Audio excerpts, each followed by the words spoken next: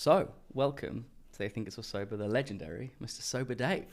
Morning, lads. Good How are we? morning. Yeah, I'm all right, mate. Bright and early on a Monday? Yeah, but I got here yesterday. Yeah. So I stayed over in Brick Lane, had a little walk around the market, Spitalfields, and then went to Covent Garden. So it's been a little bit of an adventure. Nice. Yeah. Enjoying the fine sights of London. Yeah, well, I used to live in London, so I've moved up to the Midlands. That's a story we can go into later, but it's been quite refreshing for me to be here. You know, I missed the buzz. Yeah, and I bet the weather yesterday was amazing, right? It was really nice, wasn't it? No, I thought you had a bit of a tan. Yeah. We were just saying earlier, like with the weather that we've had recently, it's been diabolical. Having a sunny day now is a rarity, and it's beautiful when the sun's out. It changes everyone's moods, doesn't it? Yeah. And so I woke up this morning in the hub of where I was staying, and the weather forecast is actually this week in Scotland they forecast snow. So, you're joking? No, that's true. We're in June. I know. Don't get me on that one. I'm terrible with moaning about the weather.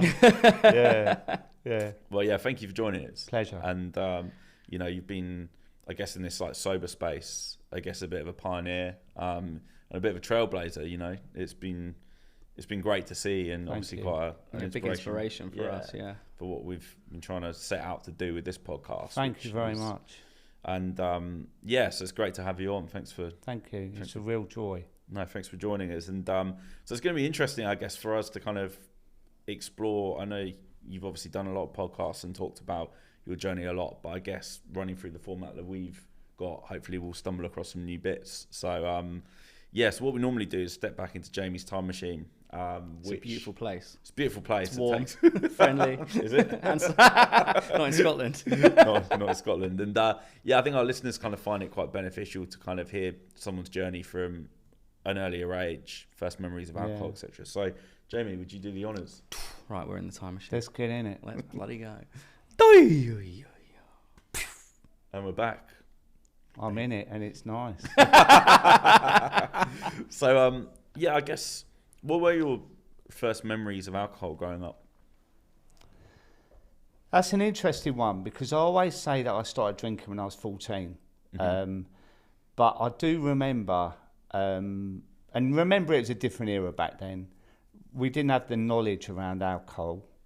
You know, you could get into pubs without ID, so parents were quite often drinking at a dinner table. Nothing was thought about. You know, my dad's homemade wine. He used to have big demi-johns, and I used to watch the bubble pop round. But there was no sort of guide on what percentage it was. Like, it would blow your head off. Anyone's guess.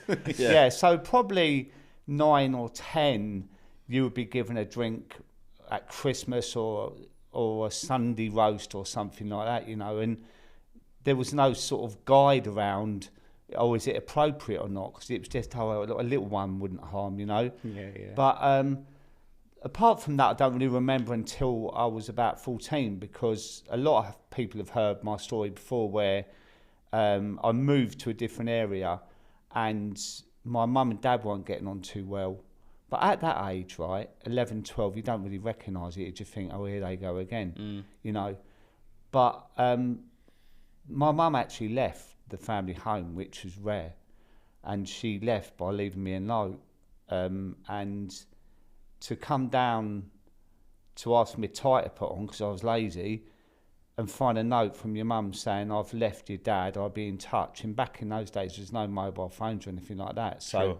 I wasn't really sure what that meant, you know. And I remember going to school numb, coming home, my dad was in bits and pieces, and it really rocked me, you know, like I felt rejected, isolated, lonely. And just after that, my dad met someone as well. So when I say just after that, I don't know what the timeline was, but it felt quickly, yeah, you know, like a rebound thing. Do you know what I mean? Sure. Yeah. And I remember sitting up in my room, because I felt like I was in the way, and hearing them all giggling and chuckling. And, you know, there was no gaming or anything back then.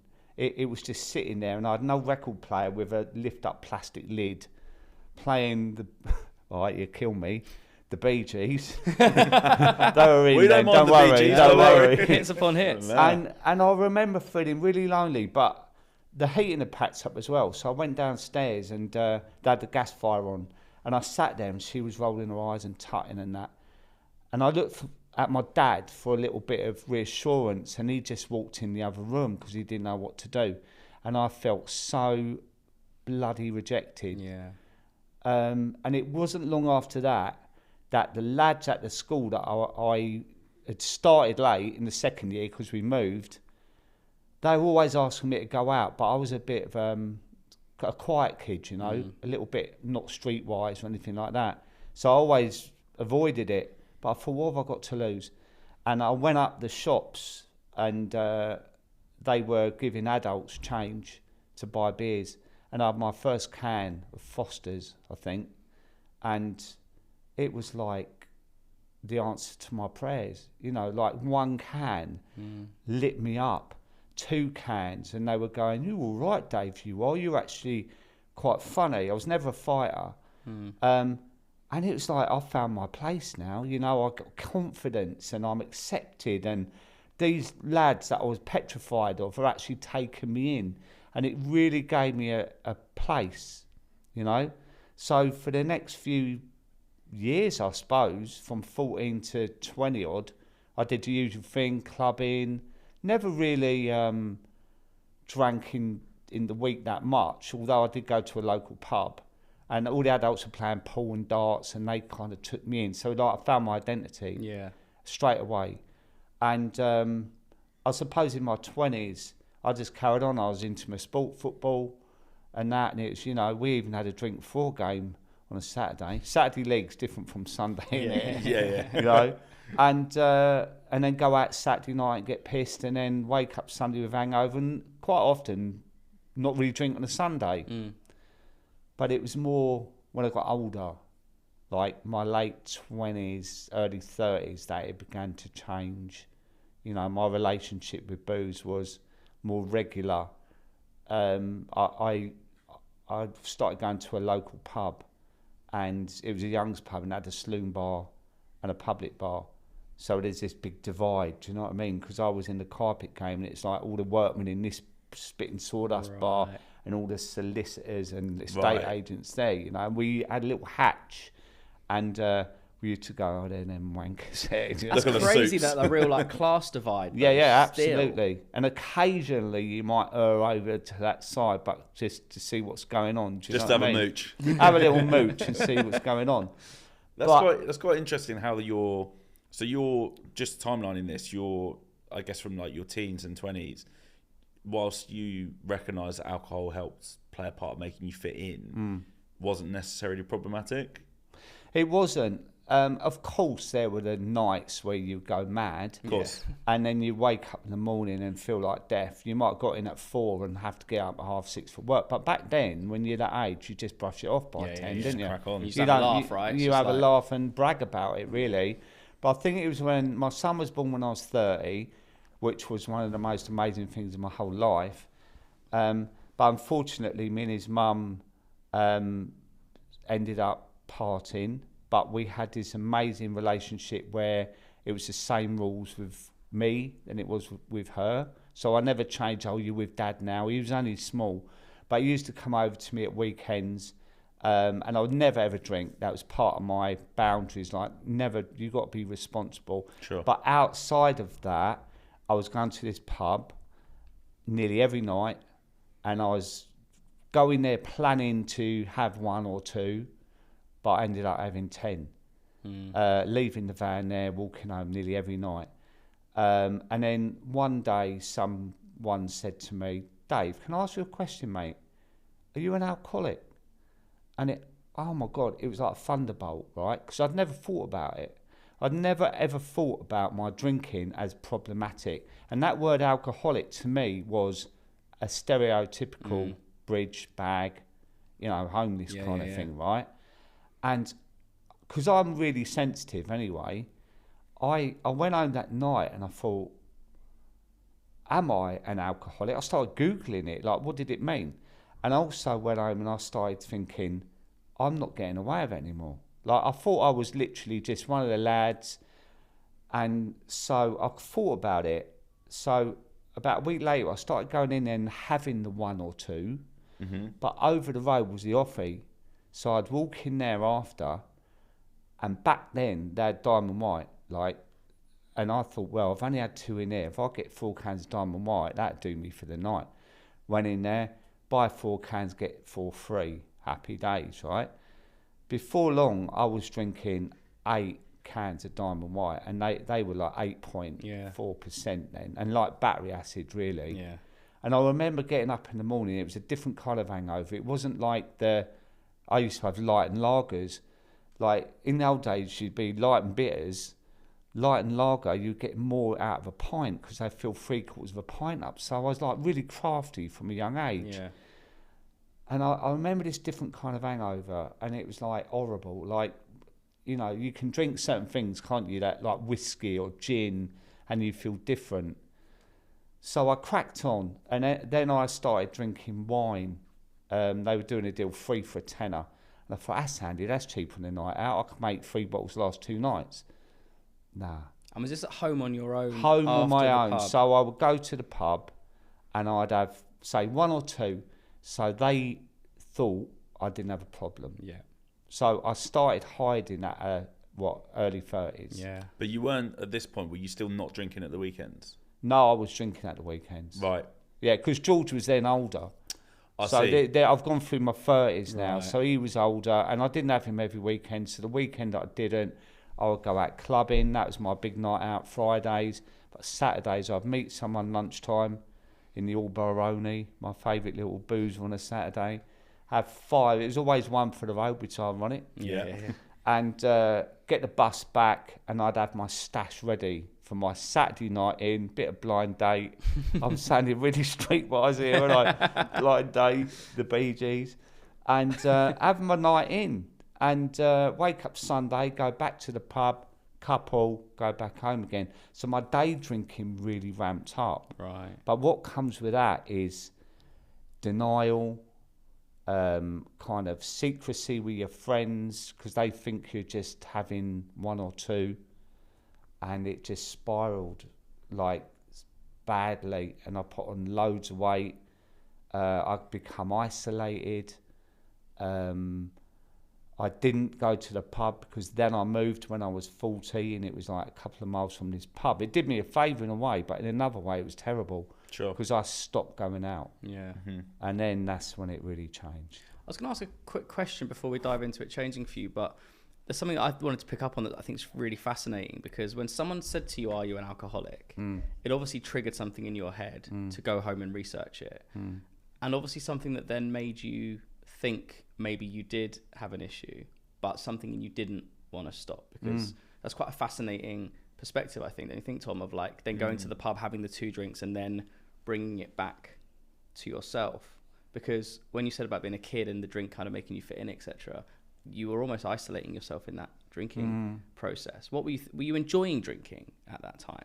I was guess loving is the question. it. Right, yeah. But it changed because I was using it more as a coping mechanism when I was drinking at home.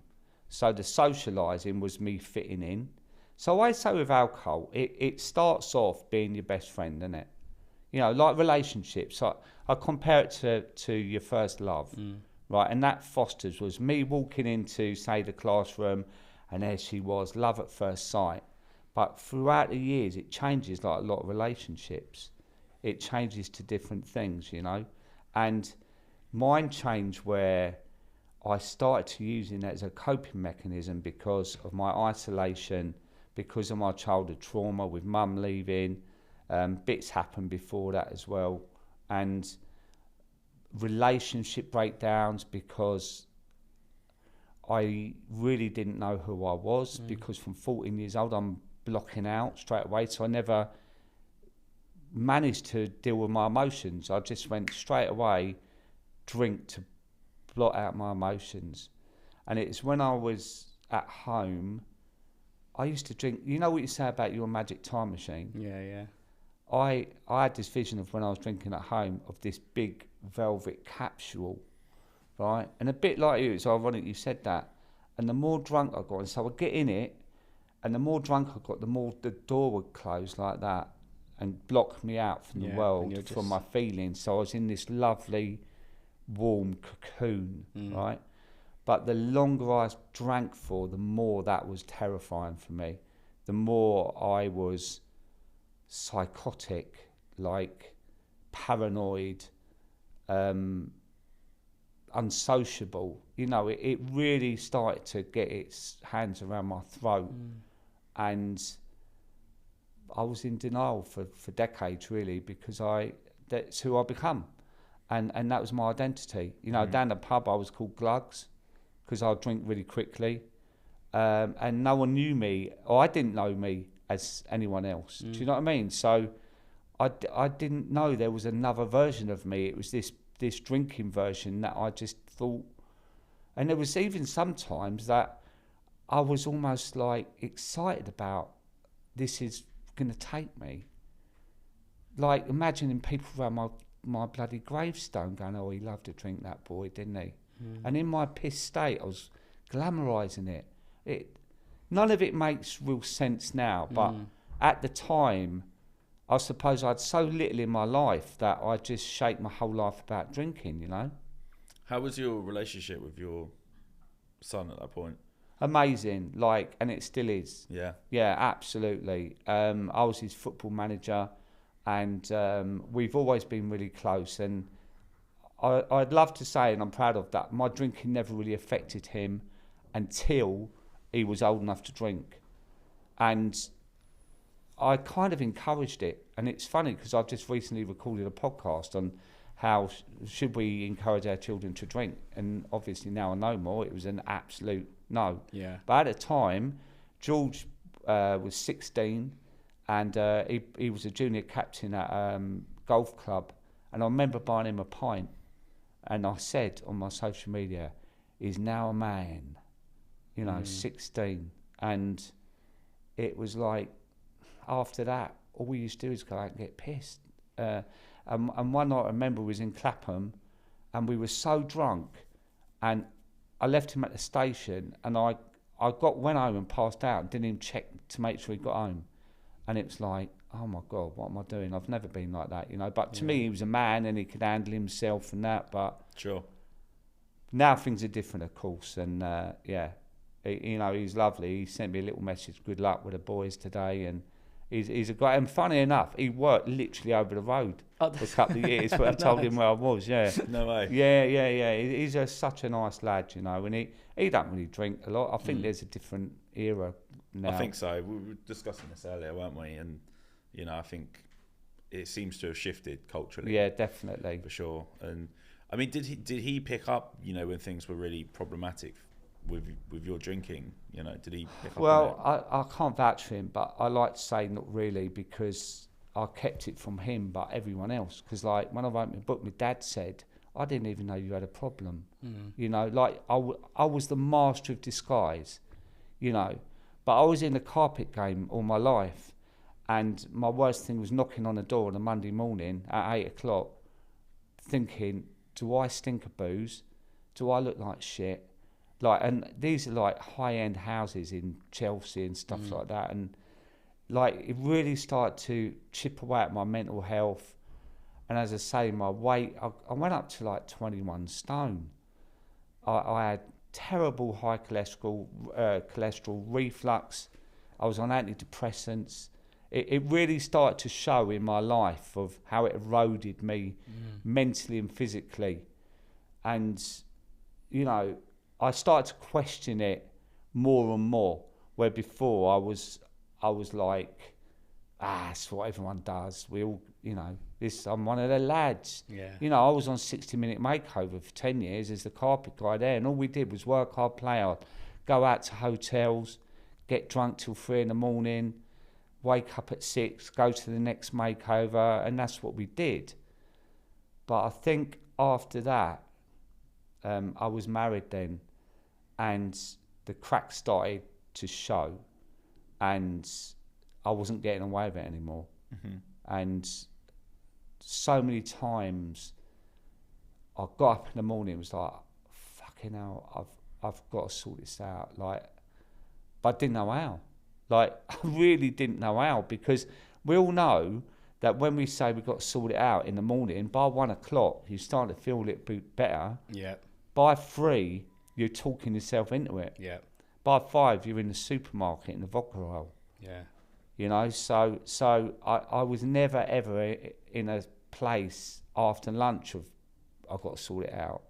I was going to ask a question actually, in that industry that you were in the pub culture, and I know it from going to West Ham every week, like no one's fucking sober.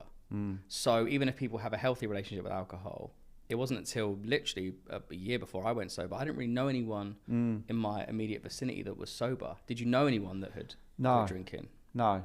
So I remember being in a pub in Northcote Road, and this guy's meeting was late, and I drank 3 or 4 bottles of Thirsty Cross cider laced with whiskey. Right, that's how mad this cider was. And so by the time he got to me, I'd had 4 in about half an hour. And I said, fucking hell, mate, where are you? What are you up to? Why are you late? And he went, oh, I'm so sorry. Can I have a water, please? And I was like, what? And he said, yeah, I don't drink anymore. And I went, why are you here then? Like, what are you doing? And he said, well, I've come here to see you. Is that all right? Like, but at the time, I didn't understand it because why would you go to a pub to drink water? And I really was judgy, and I always use that example for me to keep me in check. And what it was shining a mirror on me about my drinking, because I knew I had a problem, an issue with it, and I didn't understand how he could stop drinking, and I was envious as well. Yeah. There was part of that was like, how can he do it and I can't? It was all wrapped into about 20 seconds in my thought process, so I thought I'd attack him to get at him because I didn't understand it. Do you know what I mean? And obviously now I do understand it. Yeah. But I didn't know anyone. Literally no one. No one on social media. It was only for a friend that this man would come into this room and say to both of you something about your life and something that will happen in your life, and I pretty much guarantee it'll happen to you because it's everything he said to me has happened. Wow. Yeah. And one day he said to me, 6 months before I got sober, something absolutely incredible is going to happen to you within the next year. I don't know what it is, but I woke up this morning and had this incredible sense that your life is going to completely change. And I thought, am I going to win the lottery? I did. What do you mean? Yeah. Tell me now so I can book some holidays in Any advance. number ideas? Yeah. But 6 months later, I think he saw I was in trouble with my marriage, my health was shocking, and I must have looked like shit, to be honest. And I got a picture from that Christmas, and I did. And he said to me via text message on the 7th of January, how would you like to join me for 3 months, stop drinking? And I remember I was in Wimbledon, and I looked at it, and I was hungover. I just said, you fucking serious? Like, I looked at my phone and I threw it over there. But something happened that day. Like, it clicked. Switch, it was a seed, right? He didn't say, mate, you look terrible. You need to stop drinking. It was, how do you fancy joining me to stop drinking for 3 months? Gradually throughout the day, I started to visualise what my life might look like. And it kind of excited me. And it got to about 4 o'clock, and I pulled over in this little lay-by, and I texted him, are you in? And he said, I am actually, and he's never in. Like, it was a miracle. I went round to see him, and he was standing there, and I said, let's do it. It was almost like the only way to go for me. And I shook his hand, walked out the house, and the neighbour said to me, the England game's on tonight, do you fancy a few beers and that? And I went, don't drink anymore. Wow. Like that, right?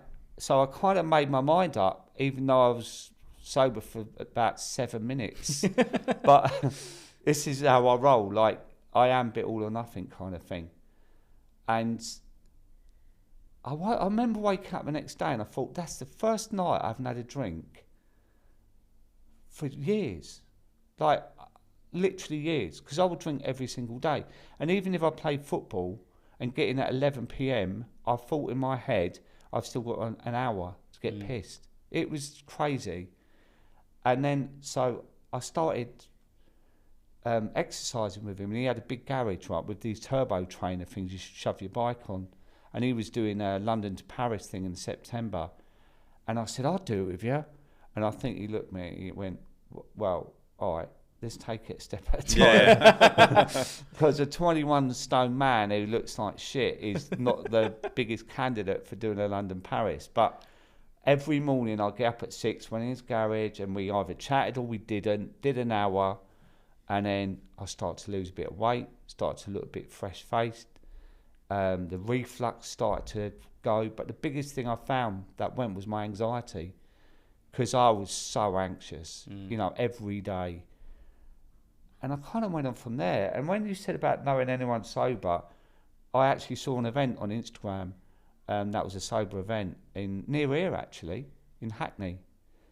And I decided to go. And that was a drama in itself, right? Because normally we'd have pre-drinks, wouldn't we? Yeah. Straight in the boozer, 4 or 5 beers, maybe a burger and chips, on the train, get there, straight on the beer. Yeah. So walking in this place was terrifying, and I nearly didn't.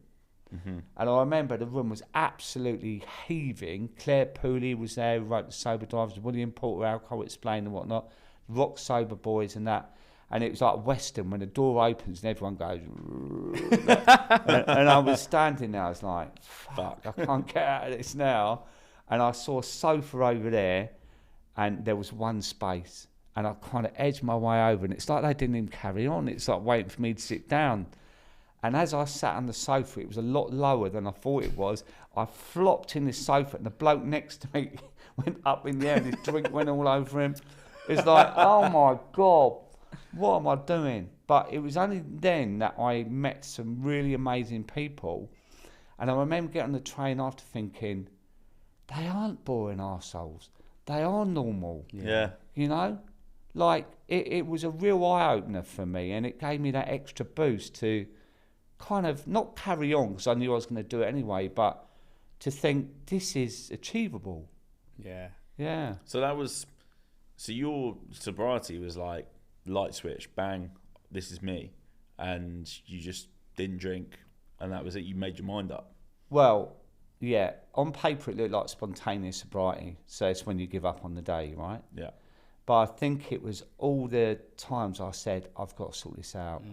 And I was thinking about it for a year, but I couldn't quite do it. And I remember having one go, and I lasted about 4 days, and I was in Waitrose on a Sunday afternoon. This woman put 4 bottles of red on the thing.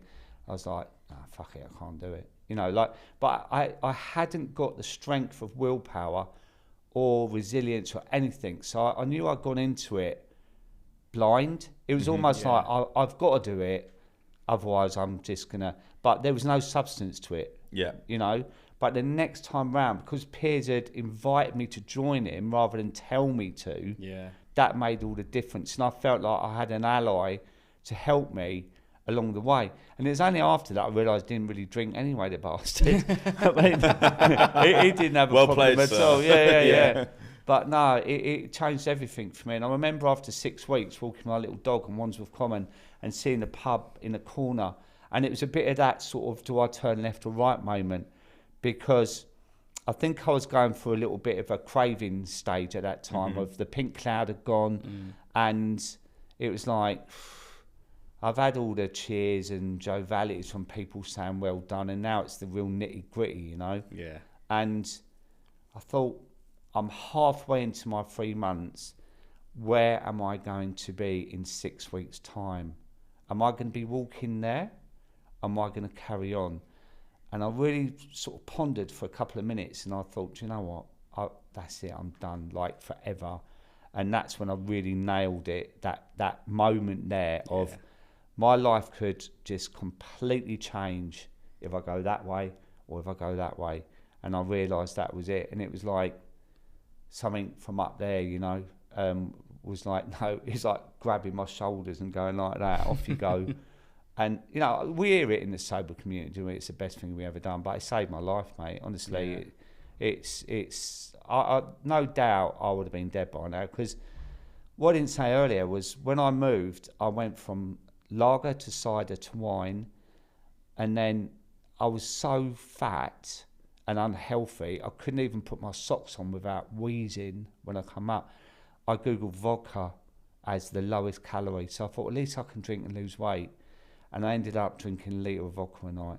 Wow. Right, and at weekends more because I had more time. Like in the day, I'd start midday and drink my starters, 4 pints of Stella in the cans, on the vodka, and then just pass out, wake up more, like completely anaesthetising myself out of life. And I don't remember my 40s.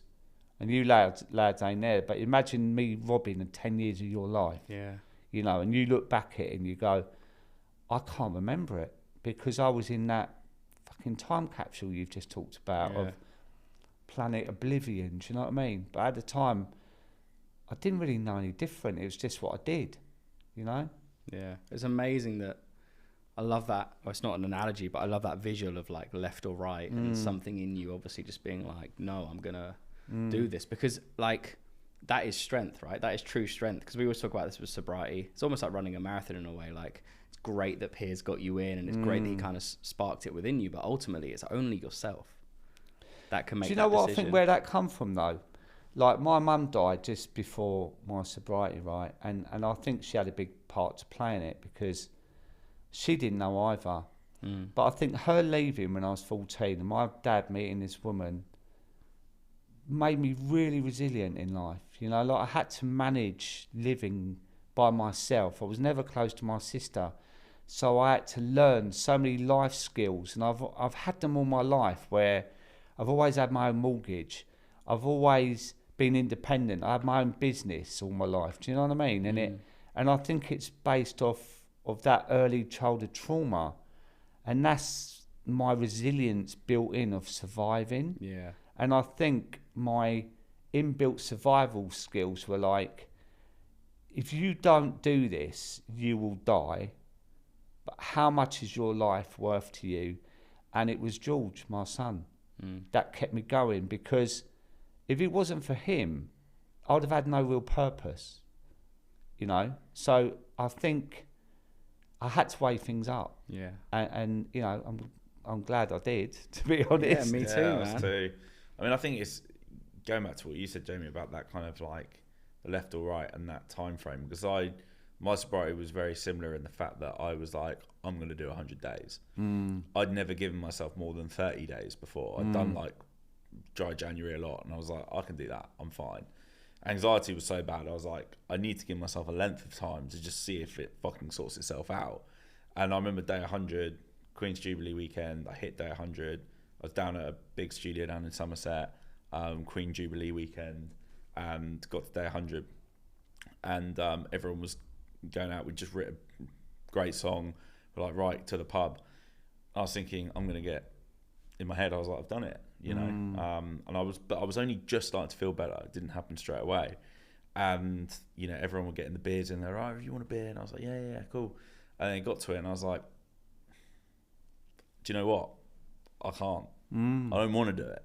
I was like, I'm only just starting to feel better, and it's taken my body like this long because I was getting so fucked up during the week. And much like when my little boy was born, I did the same. I didn't drink at weekends. I was like, I need to be present. I was a bit groggy, but I was like, for the most part, I didn't.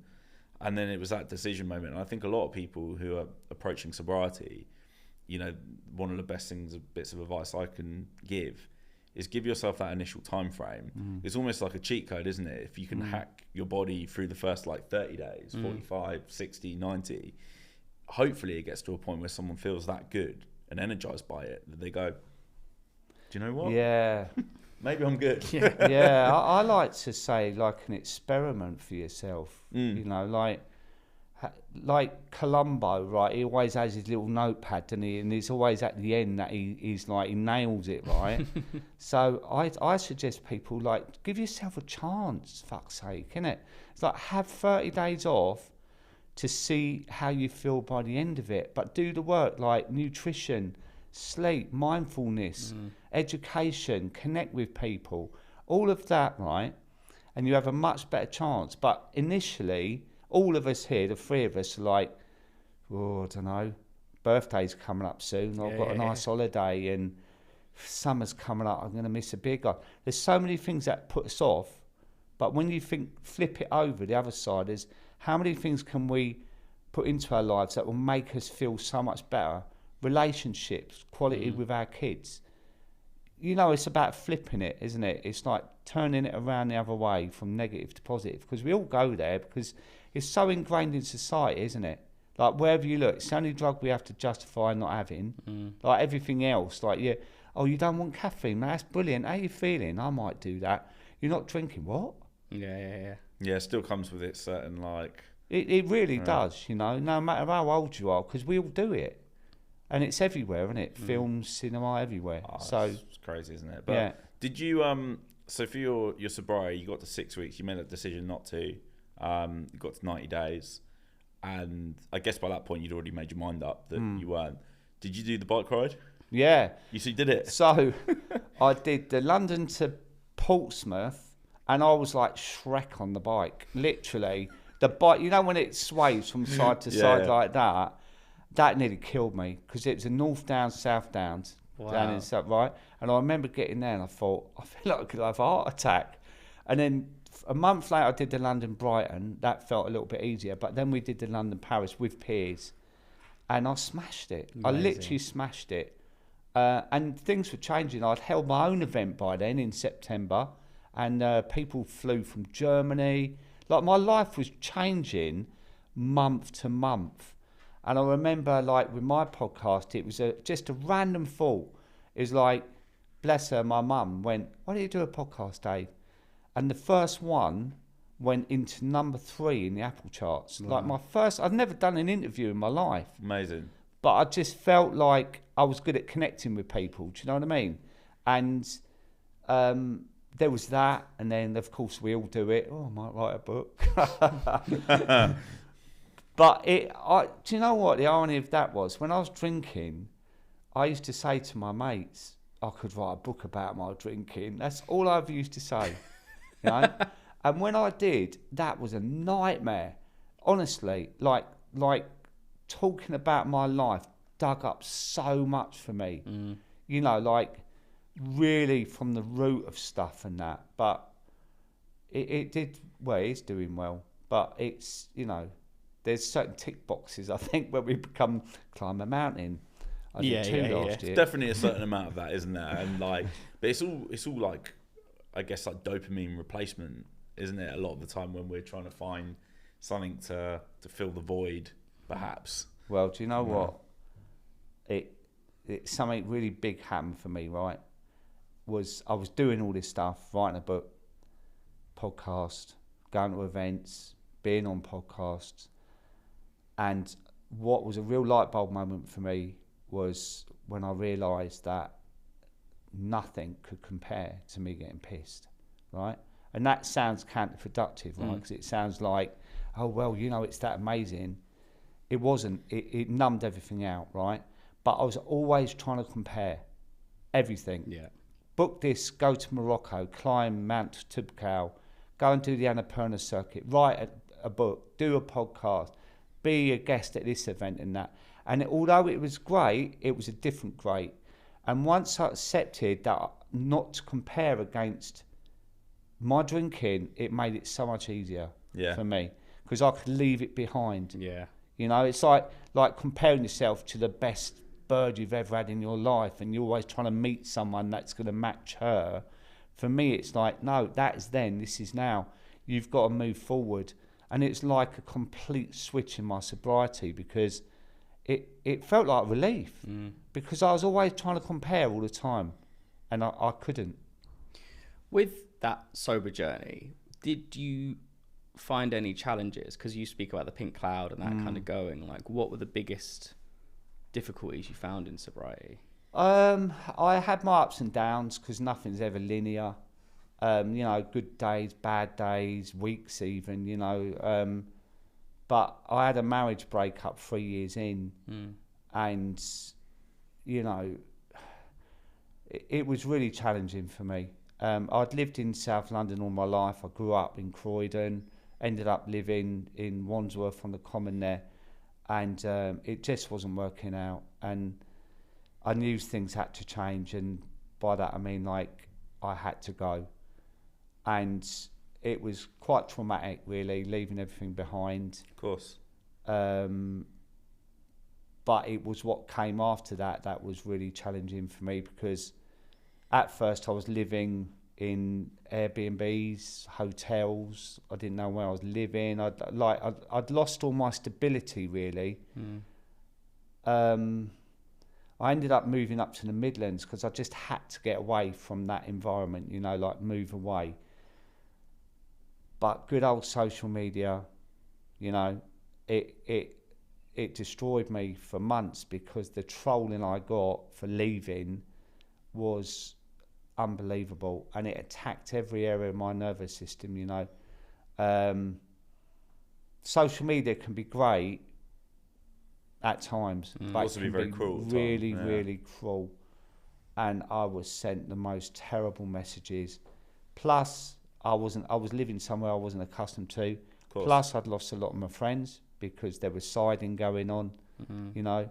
And I was trying to be as honourable as I could, but in a way, this is me again rescuing myself from something that was destructive to me, you know. And I've never ever talked about my marriage like that, and I probably won't, but I can tell you about what happened after.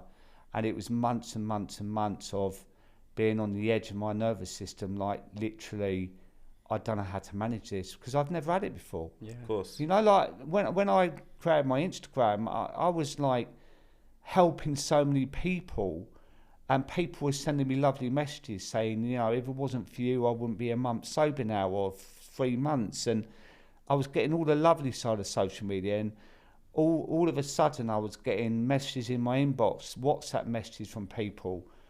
And it got to a point, it's like, how am I going to manage, keep going on with this constant barrage of abuse? But the thing is with me, right, and I learnt this through, I was training to be a counsellor as well. Right. And I've learnt that less is more. So don't feed the beast. So I never reacted to any of it. I never fought back. I just, you know, like the roll silence kind of thing. Do you know what I mean? I just let them think what they had to think. But there was still that feeling that I needed to justify my side. And that was what really put me into this, like, I don't know how much I can go on with this barrage of abuse. And of course, after 40 years of drinking, there's one way out in there to stop that. And where I lived, there were 7 pubs. It's in a quiet little quaint place people go to stay for weekends, little cobbled streets, little pubs with tiny windows, and you know, you walk past the door and you can hear laughter roaring, and the amount of times I walk past, it's like I'm literally 5 minutes away from ending this conversation in my head of, you know, and I suppose it was that inbuilt resilience again of what will that mean if you have a drink. There was a clip I don't know if you saw that programme, The Virtues, with Stephen Graham, where he was in the pub and the exact same bit where he went up and he got himself a lemonade or something, and then he stood there with his pint on the table, and it's like, then he drank it and it went mad. I thought of that. It's like my whole life is bad enough with this stress and trauma and trolling and everything. What benefit would me having a drink do? It would quieten it down for an hour. Then make it worse. Make it worse. That whole waking up 3 o'clock in the morning looking at the ceiling, but not only would I still have it there, I could have reacted badly. I could have got drunk and then started keyboard warrior, you know, and then I would have to then come out and go, do you know what, I've drank after 3 years. And it was that, my accountability to the people in my life, to the community, in the sober community, and to my core values of what do I want for the rest of my life? Because I'm getting older now, you know. I'm 60 in July. Do I want to be drinking at 60 with a terrible quality of life, health back to normal? Because trust me, I would go right off the cliff. Of course. Right? Because that's how I'm wired. And that's what kept me going. And it was the best thing I ever did, right? Because I was going for a divorce. I was logical. It allowed me space to think about my decisions. If I was pissed, I'd have been reacting like a lunatic in the evening in the morning I'd have woken up and it'd have been, oh my God, what have I done? Yeah. You know. You just react so emotionally, don't you? Emotionally, but, you know, erratically as well. Do you know what I mean? It's like, and it's like, I look at my life as blocks. So different blocks, like when you move house, right? Oh, I lived there for 10 years. I lived here for 10 years and that. My sobriety is my new block of life. And what I've managed to do, I do not want to compromise that at all. So I'm moving forward in every area. And I have bad moments now. We all do. That's life, right? Yeah. But I've learned how to manage them a lot better now. I think that's the thing as well, isn't it? Knowing where the anxiety never goes away fully. No. But now it's knowing where it comes from. Oh, I can pinpoint it to this thing rather than this myriad. Also, I think that you mentioned that Stephen Graham show. I thought that was really powerful because I think if you're someone who's either been in addiction or dependency or think you might be, if you can, when I watched that scene, I was like, fuck, because you can see in that process, that idea of like that first drink, and then he's hanging out with all the people, and then they're getting him shots, and you just see that spiral, right? So I think that's really admirable for you to almost relate to that. And I think it's because it triggered me so much. It's like looking at him was a mirror of where I would be. But I suppose the only difference there would be he was in a pub and I'd be at home because I'd be celebrating on my own. Yeah. And I mean, I used to pick up a glass of vodka, right? And I'd look at it and go, I love you. See you later, reality. It was like a play I was in. Do you know what I mean? It was like the weirdest thing. But I just know, you know, a lot of people say you never know that you won't drink again. I have so many boundaries around it that, you know, my absolute non-negotiable is just never pick up a drink because I'm allergic to it and it will kill me. Yeah. And I really stand by that now. And that divorce period of, I would say intensely a year was enough for sure for me to drink again. And I didn't. Yeah. I resisted and I was strong. And I can honestly say as well, I don't think there was a moment that I actually was tempted, but the idea was there. You know, it's that idea, if you drink, this will go away. But I didn't have that craving to go in the pub and drink. It was more in my head. It's the attraction almost of like temporary alleviation of like a situation, isn't it? And why wouldn't it be? Yeah. Like for anyone really, it's like, what else can I'm going to do a bit of yoga and it make it done wash for me. Do you know what I mean? Well, it must have been nice, like you say, almost having like your community that you built as accountability as well. Because we say it a lot as well. Like, you know, both quite fortunate that we didn't, you know, stop because we were in a kind of cycle of addiction. It was like a choice, like we can do it. I guess kind of similar to yourself. We were like made a decision, stuck to it, and you know, whenever that kind of thing, the kind of question comes, oh, could I have a drink? Because we discussed it quite a lot.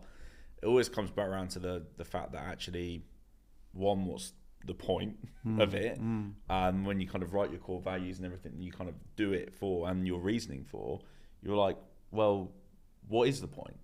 What is the point of this drink? What's it actually going to bring me? But also the community now that we've started to build, much like yourself, you know, we love having guests on every week, and every week a guest like yourself who shares their story is a great reminder for us about why, you know, we don't drink and the amazing benets that sobriety brings. Yeah. But also, we didn't want to let anyone down.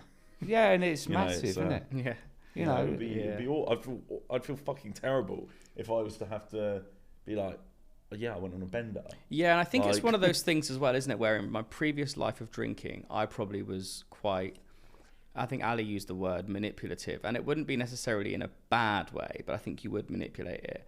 And now in this sobriety, especially with this and sobriety and accountability, it's the one thing I would never manipulate because it's people's fucking lives you're playing with. It might be different to saying to someone, oh, you know, that song that you put out went number 3 when actually it was number 5, but you could manipulate and lie and say about it. With this, it's like, I would never ever drink again now because I'm so accountable to this, and I would never want to manipulate someone else's reality. But it's about being accountable to yourself as well, isn't it? Correct.